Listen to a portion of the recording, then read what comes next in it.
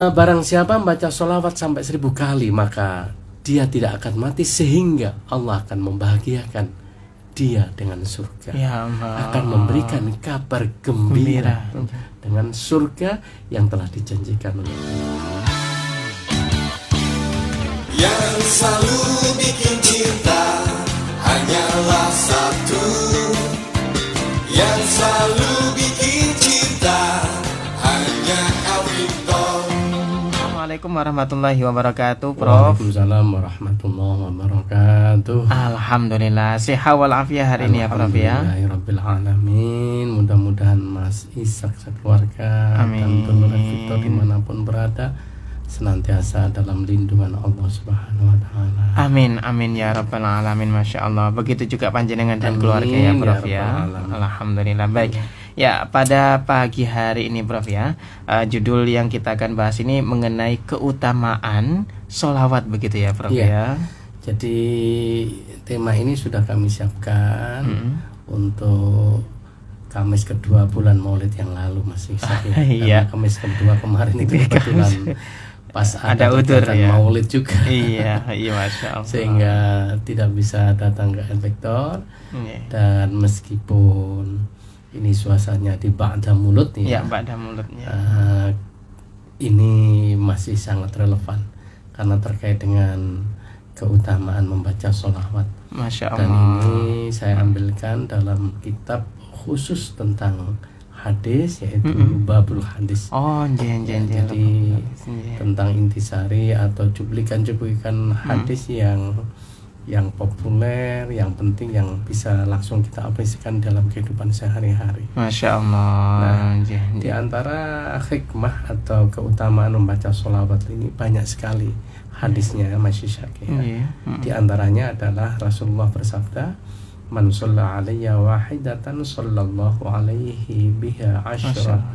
Barang siapa yang membaca sholawat sekali saja kepadaku, maka Allah akan mencurahkan rahmatnya 10 kali. Wa man shalla alayya asyran sallallahu alaihi biha mi'atan.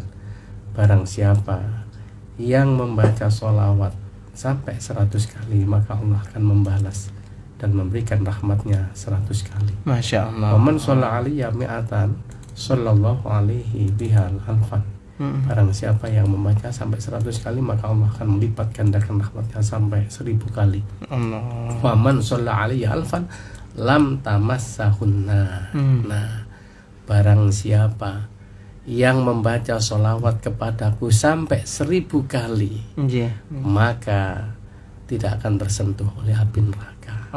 Dan ini garansi ini diberikan langsung oleh Rasulullah Shallallahu Alaihi Wasallam. Langsung dari beliau ya, Pak. Ya, jadi pernah suatu kesempatan saya menyampaikan hadis ini, ada seorang jamaah yang kemudian bertanya, "Ustaz, bukankah sholawat itu banyak sekali? Seperti sholat Nariyah kan panjang. Sholat Munjiat juga panjang. Sholat Fatih juga panjang. Kalau dibaca 1000 kali, itu kan ya membutuhkan waktu yang sangat lama." Nah, dalam hal ini Rasulullah kan tidak menentukan sholawat apa. Jadi sesuai dengan kemampuan dan kelonggaran kita masing-masing. Nah, maka dari itu mari kita pilih sholawat yang paling pendek. Yaitu sholawat siapa, Mas? Jibril yang sangat terkenal, yaitu sallallahu ala Muhammad. Ya, itu jadi subhanallah, sholawat inilah yang kemudian membuat Imam Ash-Shibli dijumpai dan dirangkul dan dicium kening Rasulullah SAW. Masya Allah. Itu saya temukan dalam kitab Nasaihul Ibad. Imam Nawawi menceritakan perjalanan spiritual Syekh Abu Bakar Ash-Shibli ini. Nah, Imam Ash-Shibli ini kan punya guru spiritual, wali-walinya Allah yang luar biasa. Di antaranya Syekh Junaid al-Baghdadi, Syekh Ibnu Mujahid ya. Nah, suatu ketika beliau ini sowan kepada Syekh Ibnu Mujahid. Jamaahnya juga banyak, tamunya banyak. Karena memang ya kalau seperti Kiai Hambali, Kiai yang punya jamaah banyak gitu kan. Tamunya juga banyak gitu. Nah, suatu ketika Imam Ash-Shibli datang. Tiba-tiba beliau langsung berdiri. Begitu berdiri langsung mendekat kepada Imam Ash-Shibli, langsung dirangkul dan dicium keningnya. karena beliau itu penasaran sehingga bertanya kepada Syekh Ibnu Mujahid, Syekh, kenapa engkau memperlakukan aku seperti itu? Ya ibarat seorang tua yang lama tidak ketemu anaknya ya, dalam rangka mencurahkan rasa kangen dan rindunya ini, kemudian dicium keningnya, dirangkul, istimewa ya, istimewa. Nah, padahal tamunya banyak, hanya Imam Asyibli yang mendapatkan perlakuan seperti ini. Akhirnya beliau tanya, kenapa kamu memperlakukan aku seperti ini, wahai guru? Beliau menjawab, aku pernah mimpi ketemu baginda Rasulullah SAW. Rasulullah memperlakukanmu seperti ini. Apa yang aku lakukan adalah sama persis yang dilakukan Rasulullah kepadamu. Nah, ketika itu aku tanya kepada Rasulullah, ya Rasulullah, kenapa engkau memperlakukan Asyibli begitu istimewa? Engkau merangkul dan mencium keningnya. Ternyata jawaban Rasulullah, aku senang kepada Asyibli karena setiap habis sholat Asyibli ini membaca salah satu surat akhir dari surat At-Taubah. Kira-kira apa Mas Isan? Laqad ja'akum rasul. Nah itu. Jadi Asyibli ini setiap habis sholat tidak pernah lupa membaca laqad ja'akum rasulun min anfusikum azizun 'alaihi ma 'anittum harisun 'alaikum bil mu'minina raufur rahim fa in tawallaw faqul hasbiyallahu la ilaha illahu 'alaihi tawakkaltu wa huwa rabbul 'arsyil 'azim. Jadi itu dibaca setiap habis sholat dan kemudian membaca sholawat sallallahu alaika ya Muhammad. Nah, redaksinya seperti itu ya. Jadi andai kata tidak pakai alaika, ya cukup sallallahu ala Muhammad. Tapi kalau sallallahu alaika ya Muhammad, artinya kan sama.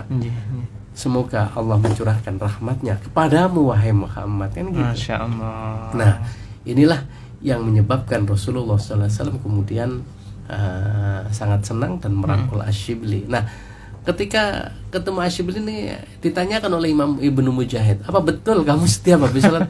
Iya betul. Jadi ini kan bukan mimpi biasa, mimpi tapi sesuai dengan kenyataan. Rasulullah bilang begitu Asyibli datang, dirangkul dan cium dan kemudian dikonfirmasi, apakah betul yang dikatakan Rasulullah bahwa engkau setiap habis sholat selalu membaca akhir dari surat At-Taubah dan kemudian membaca sholawat sallallahu alaika ya Muhammad atau sallallahu ala Muhammad. Nah ini jadi ini suatu yang sangat istimewa Mas Isyak ya. Orang yang membaca sholawat sampai 1000 kali maka tidak akan tersentuh oleh api neraka. Ya. Jadi ya kalau kita baca sallallahu ala Muhammad sallallahu ala Muhammad sallallahu sekitar 15 menit lah Mas Isyak. Iya. Tapi kalau tidak disempatkan ya nggak bisa ya. Tidak mungkin itu ya. Karena itu misalnya kita sibuk tidak punya waktu kan bisa sambil berjalan, sambil nyetir, sambil di mana saja kita berada. Ini insya Allah sambil badminton pun bisa kan gitu. Sambil tenis, sambil jogging kan gitu. Sambil masak juga ya. Betul ya. Nah kemudian di dalam riwayat lain ada redaksi yang berbeda tapi intinya sama. Rasulullah menyatakan man shalla alayya alfam marrah, barang siapa membaca sholawat kepadaku 1000 kali, lam yamut hatta yubashsharu lahul jannah, hatta yubashsharu lahul jannah. Ya. Barang siapa membaca sholawat sampai 1000 kali maka dia tidak akan mati sehingga Allah akan membahagiakan dia dengan surga, ya akan memberikan kabar gembira dengan surga yang telah dijanjikan oleh Allah. Masya Allah. Jadi makanya ini sengaja saya sampaikan di antara zikir yang paling mudah dan pasti diterima ini sholawat ya, Prof ya. Makanya dalam kitab Fawaidul Mukhtar ada ulama namanya Syekh Mawahib Asyibli, ya, Asyibli Asyadili, kembali Asyibli lagi. Syekh Mawahib Asyadili. Beliau menyatakan begini, Ra'aitu Sayyidal Alamin Rasulullah Muhammad sallallahu alaihi wasallam fil manam. Aku pernah bermimpi ketemu Rasulullah sallallahu alaihi wasallam. Jadi mumpung ketemu Rasulullah walaupun dalam keadaan mimpi, aku gunakan kesempatan itu untuk bertanya dan mengkonfirmasi sabda Nabi yang berbunyi, barang siapa yang membaca sholawat 10 satu kali, maka Allah akan mencurahkan rahmatnya 10 kali. Jadi mumpung ketemu, jadi mimpinya itu kayak mimpi, bukan mimpi. Iya. Ya, sehingga beliau, wah ini mumpung ketemu Kanjeng Nabi, akhirnya tanya, ya Rasulullah, apakah ketika orang membaca sholawat sekali kepadamu dan Allah akan membalas dan mencurahkan rahmatnya 10 kali itu liman hadharul qalba, apakah khusus bagi orang-orang yang hatinya khusyuk, orang-orang yang hatinya ikhlas, orang yang hatinya konsentrasi saat membaca? Dijawab oleh Allah, la, kata Nabi, tidak, bal likulli musallin alayya walau ghafilan. Walau ghafilan, ya Prof ya. Pokoknya kata Nabi, semua orang yang membaca sholawat kepadaku meskipun hatinya lalai, meskipun pikiran dan itu yang lamun dan tidak konsentrasi, meskipun tidak khusyuk, bahkan misalnya ingin dipuja orang karena suaranya indah, itu pun tetap setiap satu kali sholawat Allah akan mencurahkan rahmatnya 10 kali. Allah. Dan ini berbeda dengan baca bacaan sholawat zikir yang lain kan gitu. Ya. Kalau yang lain ini Mas Izak, kalau misalnya kita baca Quran karena suaranya indah, ingin dipuji orang, ingin diundang kembali karena suaranya bagus, sehingga ketika membaca tartilnya, tajwidnya difasih-fasihkan, kan gitu ya. Nah, itu namanya riya, bisa menghapus pahalanya membaca Quran.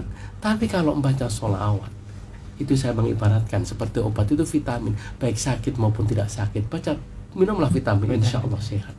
Tapi kalau kita baca obat yang lain, tapi kalau nggak sakit kan nggak boleh, dalam rangka menjaga jantung kita atau mungkin liver kita, setiap hari mau minum obat liver, obat jantungnya tambah pencret kan gitu. Nggak boleh, ada efek sampingnya kalau tidak ada indikasi. Tapi kalau sholawat itu dibaca dalam kondisi apapun, meskipun hatinya lalai, kata Nabi, tetap akan mendapatkan pahala. Dan setiap satu sholawat Allah akan mencurahkan rahmatnya 10 kali. Masya Allah. Barang siapa yang baca 10 kali, dilipat gandakan 100 kali. Dan di dalam riwayat lain, man shalla alayya mi'ata marrah qadallahu lahu mi'ata hajatin.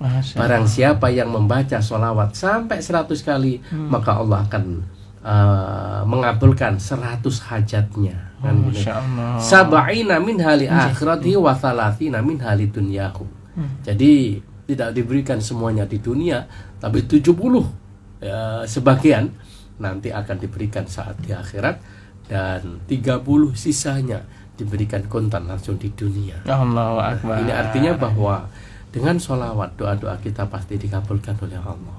Makanya kemudian Rasulullah kemudian bilang begini, ma min du'ain illa bainahu wa banas sama'i hijabun. Tidaklah sebuah doa kecuali di antaranya ada satu penghalang atau tabir yang menutup tabir itu sehingga tidak bisa menembus ke langit. Hatta yusolli alayya, sehingga dia membaca sholawat kepadaku. Fa idza shalla alayya in kharaqa dzalikal hijab. Apabila orang itu membaca sholawat kepadaku, maka tabir atau penutup yang menghalangi tembusnya doa ke langit ini akan terbakar. Masya Allah. Wa rufi'ad doa, sehingga doa-doa kita bisa dinaikkan, bisa menembus sampai kehadirat Allah Subhanahu wa ta'ala. Masya Allah. Makanya orang-orang atau kiai, ustadz yang berdoa itu pasti karena paham hadis ini selalu membaca sholawat. Kan mesti diawali dengan Allahumma sholli wa sallim wa barik ala sayyidina Muhammad walhamdulillahil alamin. Kemudian yang terakhir wa sallallahu ala sayyidina Muhammad walhamdulillahirabbil alamin. Ini mesti sakit. Jadi itu salah satu hikmah atau fadilah baca sholawat.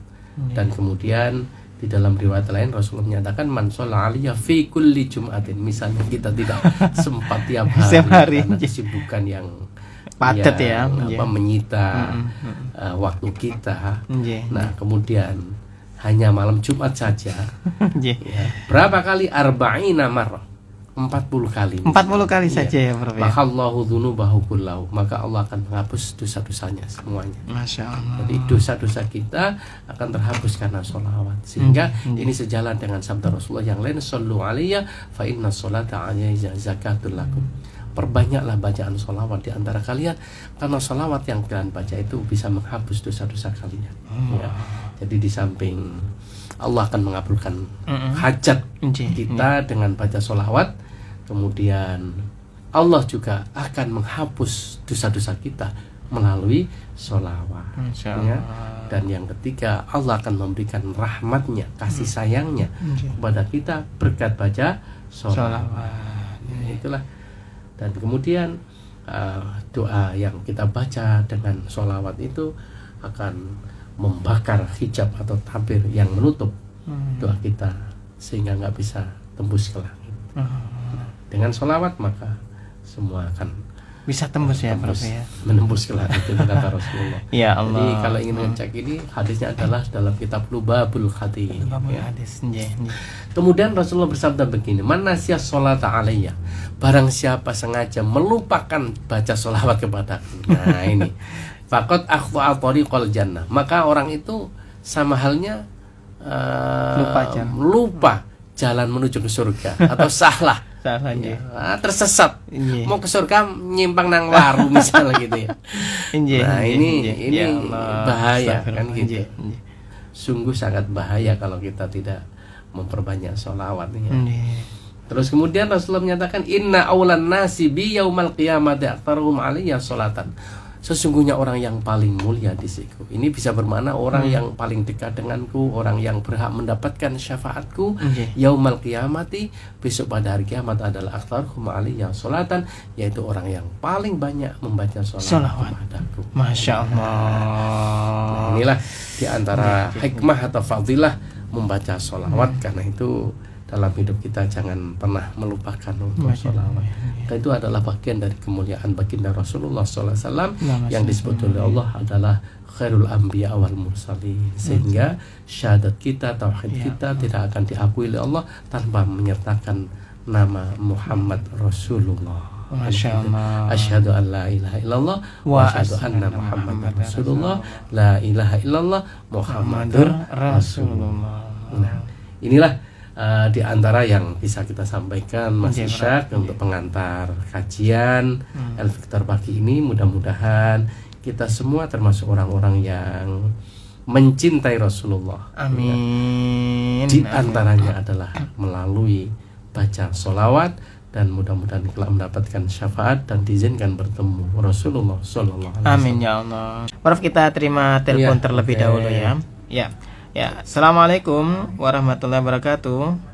Waalaikumsalam warahmatullahi wabarakatuh. Mungkin bisa dikecilkan Ibu Uin ini ya. Monggo Bu Uin disilakan. Alhamdulillah sehat hati mawon Prof nggih. Nggih, alhamdulillah. Kamu kepanjenengan sekeluarga sehat lahir batin nggih. Amin. Ini saya mau nanya. Tadi kan Profesor menerangkan kalau masalah baca surat At-Taubah nggih 126 129 deh. Setelah itu baca sholawat. Kalau saya ini gini kok. Saya biasanya saya sholawatnya itu saya dulu kan saya sebut la ilaha illallah itu saya mesti sholawat ya insyaallah ini saya istiqomahkan. Terus surat At-Taubah ini saya bacanya di waktu subuh sampai waktu maghrib. Itu apa enggak apa-apa, itu kebalik maksud saya gitu. Pembacaannya terbalik, saya baca sholawat dulu baru saya istiqomahkan untuk At-Taubah itu. Saya minta pencerahannya Prof, kalau memang yang saya istiqomahkan ini salah, saya mohon petunjuknya. Kita aja. Terima kasih. Assalamualaikum warahmatullahi wabarakatuh. Waalaikumsalam warahmatullahi wabarakatuh. Terkait dengan amalan, ini kan amalan sunnah istilahnya ya. Amalan sunnah sebagai tambahan dari amalan wajib yang dibaca habis sholat. Itu tidak ada terikat waktunya. Sehingga yang paling penting adalah ahabbul a'mali ilallahi adwamuha wa in qalla, kata Rasulullah.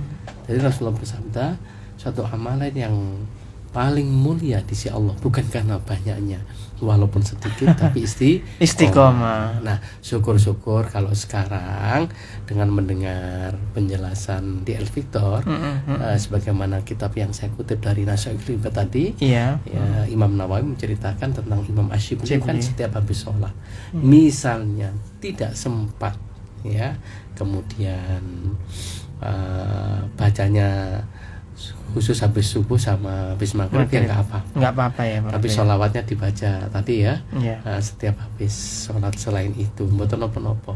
Nah sekarang karena sekarang sudah dapat informasi, mungkin bisa ditambah dan ditingkatkan kembali. Bisa habis sholat nggak usah banyak-banyak, laqad ja'akum sekali, terus sholawatnya juga sekali. Adapun terkait dengan amalan yang sudah panjenengan istiqomahkan tadi, monggo dilanjutkan. Tetap ya dilanjutkan. Iya, tetap dilanjutkan. Habis maghrib, habis subuh baca laqad ja'akum, dan setelah selain itu baca sholawat, mboten nopo-nopo. Atau sekarang ditambah juga malah bagus gitu. Biar nanti mana di antara amalan kita yang kemudian nanti diterima oleh Allah kan tidak ada yang tahu.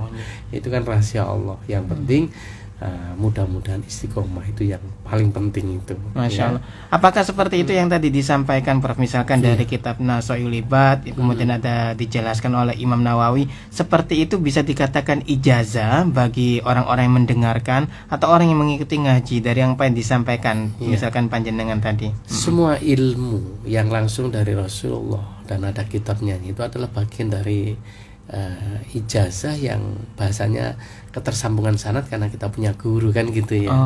Jadi saya sudah ngajar Nasya'ul Libat. Dulu saya juga pernah ngaji Nasya'ul Libat. Kan itu sambung menyambung kan gitu ya. Meskipun Jamaah Al Victor ini tidak langsung bertemu dengan Yai Nawawi Al-Bantani kan gitu ya. Nah, sebagai penerus dari atau penyambung lidah dari beliau, kebetulan kita sebagai ilmuwan ini dapat amanah untuk menyampaikan ilmu kan gitu. Nah setiap ilmu yang sudah tersampaikan otomatis kita berhak untuk mengamalkannya. Gitu ya. Maka sedapat mungkin semua kebaikan yang telah kita peroleh dari ustadz manapun ya, itu kita mengamalkannya. Masya Allah. Gitu. Baik. Selanjutnya ya Prof ya. Ini banyak juga yang masuk ini ya. Mungkin bisa bertahap ini untuk yang nelpon ya, karena nggak bisa diangkat kalau banyak-banyak. Baik, ada dari telepon ya Prof ya. Ini telepon dulu ya. Assalamualaikum warahmatullahi wabarakatuh. Monggo. Assalamualaikum Amin. Amin, panjenengan juga begitu. Saya itu ya tiap mau mengaji itu membaca salawat Jibril itu 100. Kalau menunggu sholat itu tulis sholat wajib itu 1000 kali. Apakah boleh? Waduh, bukan hanya boleh. Artinya apa yang disampaikan Rasulullah itu kan tidak terikat waktu. Kapanpun dimanapun kita kan selalu mengharapkan agar dimudahkan urusan kita, agar dikabulkan doa-doa kita, akan dihapus dan diampuni dosa-dosa kita kan gitu ya. Nah diantaranya adalah melalui sholawat. Makanya di dalam surat Al-Anfal ayat 33 Allah berfirman begini, wa ma kana Allahu liyu'adzibahum wa anta fihim wa ma kana Allahu mu'adzibahum wa hum yastaghfirun. Allah tidak akan memberikan azab atau siksa kepada suatu kaum wa anta fihim, sementara engkau berada di tengah-tengah mereka wahai Muhammad. Dan Allah tidak akan menyiksa suatu kaum wa hum yastaghfirun selama kaum itu mau memohon ampun kepada Allah dengan memperbanyak baca istighfar.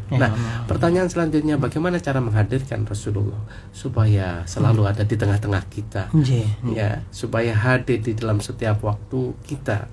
Maka diantaranya adalah dengan memperbanyak baca sholawat, seperti yang hadis-hadis yang saya baca tadi. Jadi sekali lagi Bapak, panjenengan baca sholawat sambil ngaji 300, kemudian habis 100.000, Masya Allah luar biasa.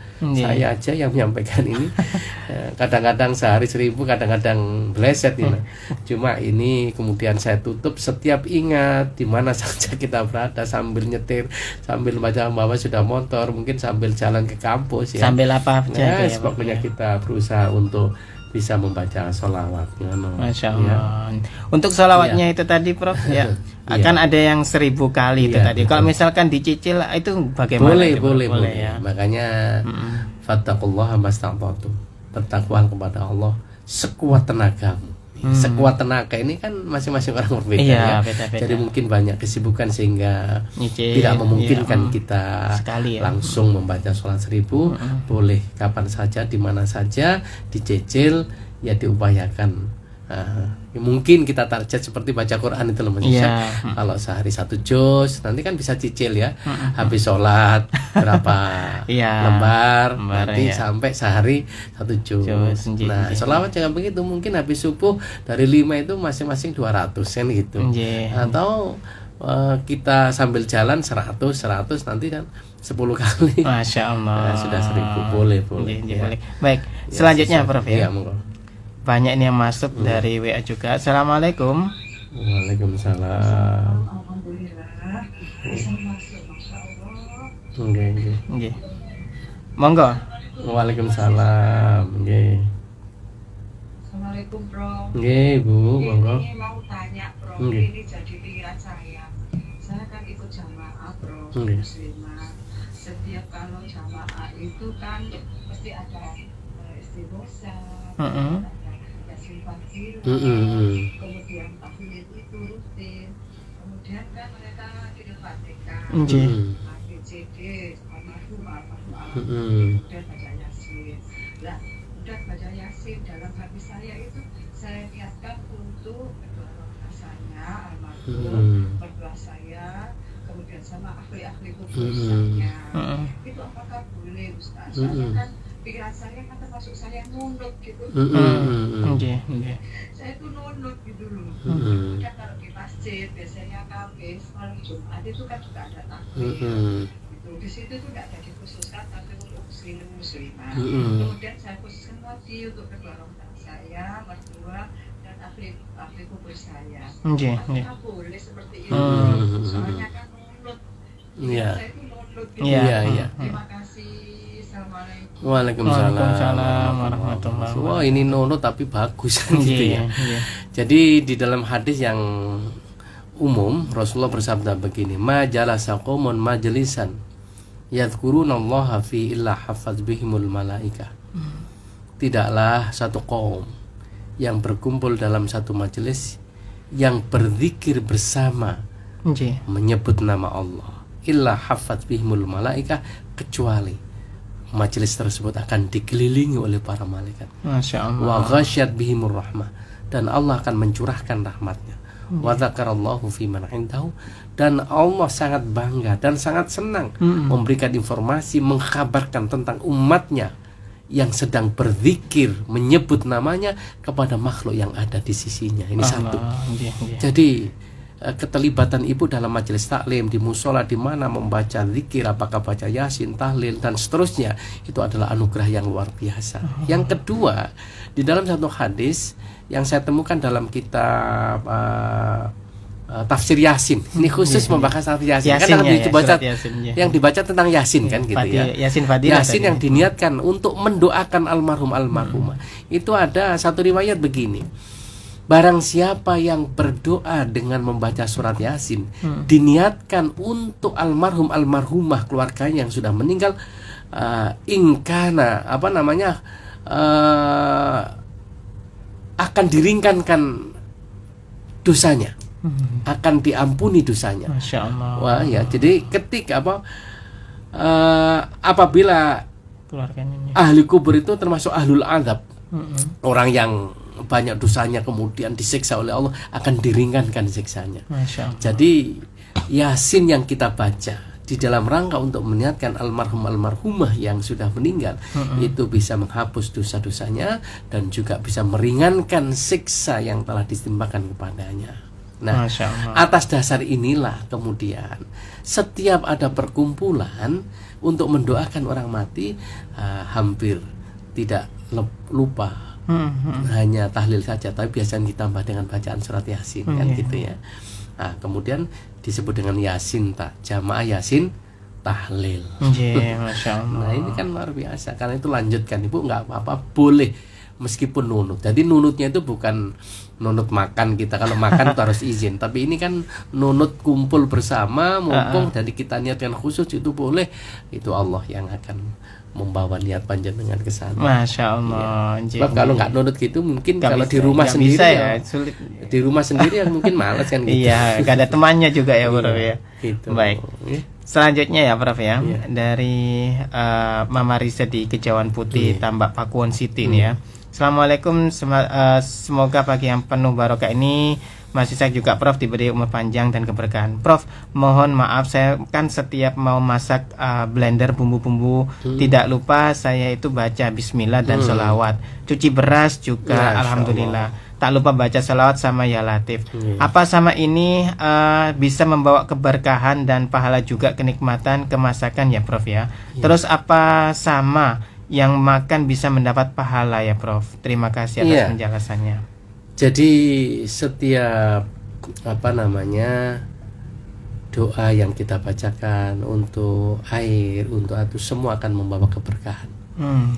Karena memang semua bacaan-bacaan zikir itu adalah sebagai obat. Makanya kalau kita datang kepada Ustadz Kiai saat minta keberkahan doa atas penyakit yang diderita, baik dirinya sendiri maupun keluarga yang sedang dirawat, itu umumnya Kiai menggunakan wasilah namanya air ya. Medianya atau kadang-kadang garam kan gitu ya. Biasanya garam. Ada kadang-kadang Yai Husain itu pakai gula gitu ya. Artinya doa-doa yang dibaca untuk ditiupkan di benda di air sebagai wasilnya, atau garam ataupun gula, ataupun kalau ibu sekarang baca sholawat, baca zikir yang ditiupkan di subhanallah, itu manfaatnya luar biasa. Makanya di dalam kitab Nurul Dzolam itu disebutkan oleh Imam Nawawi, ya ini pernah saya ceritakan di sini supaya mengingat kembali bahwa Nabi Musa itu kan pernah sakit gigi. Karena saking nyerinya dan saking tidak kuatnya akhirnya matur kepada Allah, dan Allah menunjukkan obatnya supaya memetik daun di suatu kebun atau rumput dan ditempelkan di giginya yang sedang sakit. Dan karena Allah yang menyebutkan langsung sembuh ya Prof. Tapi suatu ketika sakit lagi, kambuh lagi, dan Allah menunjukkan ya, karena sudah ditunjukkan di kebun atau itu obatnya diulang kembali sama Nabi Musa dan ditempelkan, tapi yang kedua nggak sembuh. Akhirnya matur kepada Allah, ya Allah, padahal sakit yang saya derita adalah sama, tapi yang pertama Kau menyembuhkanku, tapi yang kedua tidak sembuh, malah apuh kau loro. Nah, akhirnya dijawab oleh Allah, wahai Musa, ketika engkau memetik dan menempelkan daun di gigimu, kau menyebutkan namaku, engkau menyertakan asmaku. Tapi ketika engkau menempelkan dan mengambil daun atau rumput yang kedua, engkau melupakan aku. Ya Allah. Ketahuilah bahwa semua yang ada di dunia adalah racun, sedangkan penawarnya adalah dengan menyebut namaku. Nah, oleh karena itulah sejalan dengan ini Rasulullah kemudian pernah bersabda, kullu amrin dzibalin la yubda'u bi bismillah fawaqta. Setiap aktivitas apapun yang kita lakukan tidak menyebut nama Allah, maka keberkahannya akan dicabut oleh Allah. Jadi ibu masak tadi dengan luar biasa. Orang-orang yang makan hasil dari masakan panjenengan yang dibacakan sholawat, yang dibacakan dengan zikir-zikir asma Allah, apapun itu pasti akan keberkahan. Masya Allah. Walaupun dengan tidur-tiduran misalkan boleh. Makanya tadi sudah disebutkan bahwa Nabi walaupun dalam keadaan lali, tidak khusyuk, kalau sholawat itu tetap diterima diterima oleh Allah. Allahu Akbar. Masya Allah. Jadi lanjutkan Ibu, ini pekerjaan yang sangat mulia, karena dimanapun berada termasuk masak, itu bagian dari perintah Allah untuk berzikir. Masya Allah. Baik, selanjutnya ya Prof ya, ini juga banyak sekali yang masuk Prof ya. Tapi kita ini ya, ada dari Assalamualaikum Yai, bagaimana cara membaca sholawat yang benar ini tadi? cara membaca sholat yang benar itu bagaimana ini? Iya, jadi bacaan sholawat yang benar itu ya sesuai dengan teks dan tulisannya. Gitu.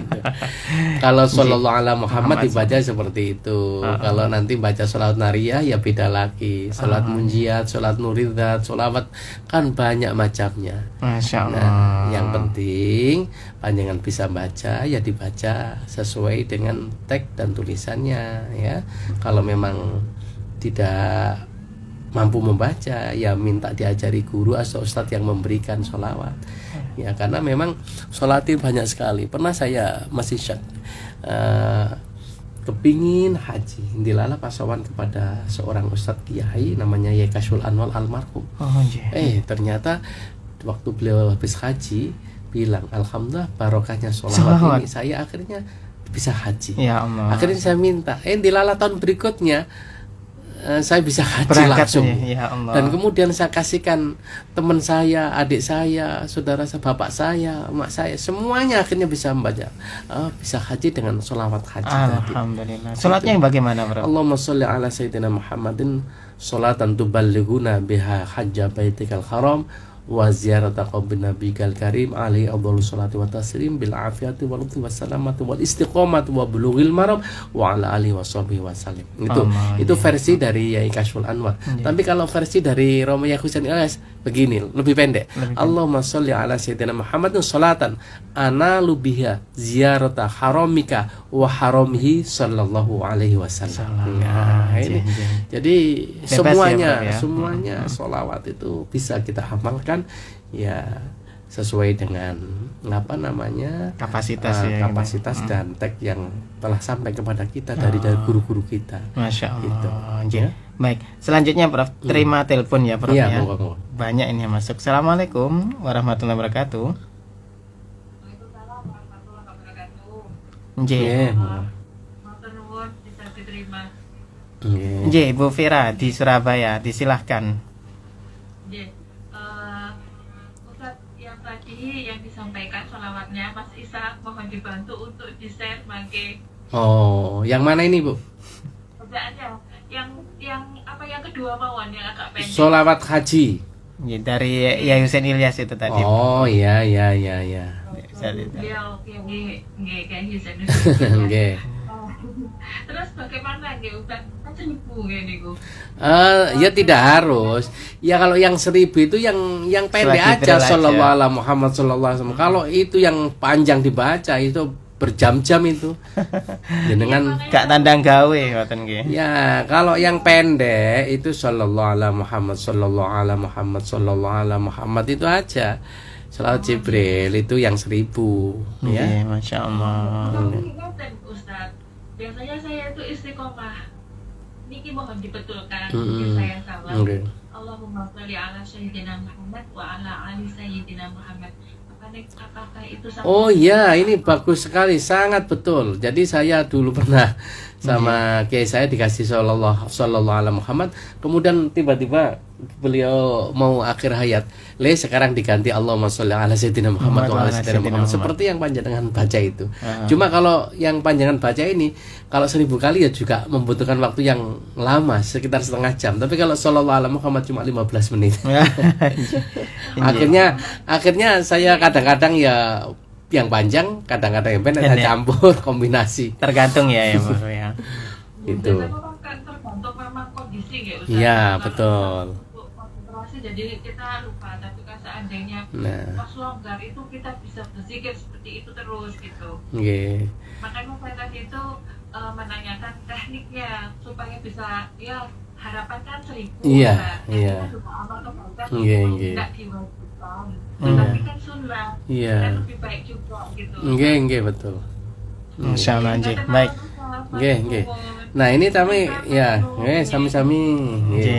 Dalam ini tambahan penjelasan Mas Syak. Kemarin kan ada Syekh Fadil Al-Jailani itu cicitnya Syekh Fadil Al-Jailani ketika beliau datang ke Masjid Al-Akbar mengaji tafsirnya yang disusun oleh Syekh Abdul Qadir Jailani. Beliau kemudian menganjurkan kalau sholawat jangan hanya sallallahu alaihi Muhammad, sebab perintahnya di dalam Al-Quran ya ayyuhalladzina amanu shollu alaihi wasallimu taslima. Sholawat dan salam Ya, jadi sekaligus sallallahu ala Muhammad sallallahu alaihi wasallam. Ya, ada begitu tambahan. Gitu ya. Itu ijazah dari Syekh Fadil, cicitnya Syekh Abdul Qadir Jailani.